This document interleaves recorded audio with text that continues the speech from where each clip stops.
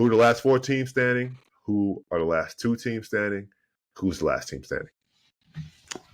In the Eastern Conference, we're going to see the conference finals that we didn't get to see last year. Okay. And I know that's a chalk, but like I think it's going to be Celtics Knicks. And I think that if it had happened last year, I actually may have picked somebody other than the Knicks to make the conference finals. But like I think they're going to be that much more motivated to get back there. And they have the talent to do it.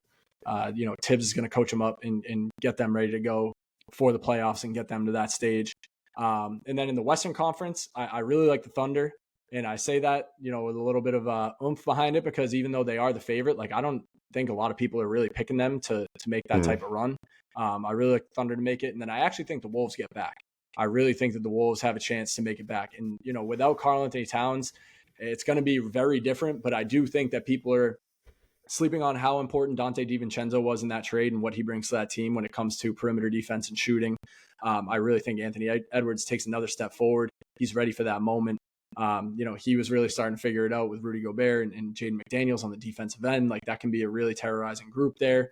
Julius Randle, you've talked about it, and I feel like you've said it more than anybody. Like you've been the one that's willing to give him his flowers of like, the conversation's gone a little bit too far in how talented he actually is. Right. Like he's better than people think he is at this point.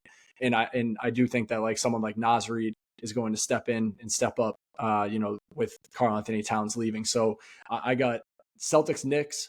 I got Thunder, Wolves, NBA Finals, Celtics Thunder. I think the Thunder made the right moves. They knew what they were missing out on last year in the playoffs to get over the hump and get to that stage. And I really just, it can be hometown bias. It can be whatever you want to call it. Like, I just don't see how a team beats the Celtics 4 times. If that team is healthy, they're not losing. They're not. Yeah. That is the best team in the NBA, top to bottom. The continuity is there. The passion is going to be there. The motivation is going to be there again after the off seasons that Jalen and Jason had. I really think that as long as that team is healthy, there's no team in the NBA that can beat them 4 times. Yeah, no, I'm with you on the Eastern Conference, and like I agree. There's going to be Knicks Celtics, and I think the Celtics make it out because again, like it'll be a good series. It'll be a hard fought series, and I think that the world better prepare itself already. Literally, the sports world better prepare itself already for a high stakes series between a Boston team and a New York team because it's long overdue. It's been a while since it's happened, and we're going to get right back. It's going to be very different from when it was like a first round meeting, however long ago that was. On the Western Conference, I think that's been so weird in years past. I think it's the Thunder going to get there, but it's like I'm thinking about Denver. Are they going to get back? I think that Dallas, are they going to get back? Minnesota, they're going to get back. But in years past, like we saw Dallas kind of have that crazy run. I'm going to regret saying this, but why not New Orleans? Why not? Okay. Why not a crazy run? Because last year, if we were going into opening week and I said Dallas was going to be one of the last 4 teams standing, I probably would have felt the same way. And I think that that's what the precedent is. I think, we talk about Zion's looking better than he's ever looked. I talked about how good he looked as an offensive hub. They brought in DeJounte Murray. There's some questions in the front court, but I do think that they're still going to be tinkering and working with that roster.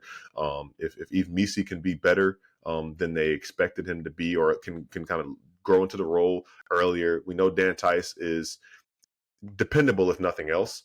And he plays bigger than his 6'8", 6'9" frame. So, they have some things they need to work out and figure out, but they're a talented team.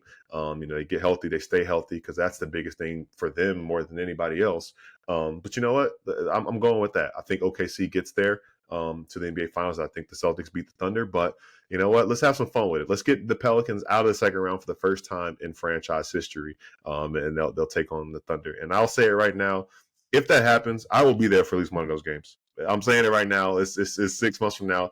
That's my confidence. I don't know if that means I'm really confident it happened or not confident it happening, but there we go right there.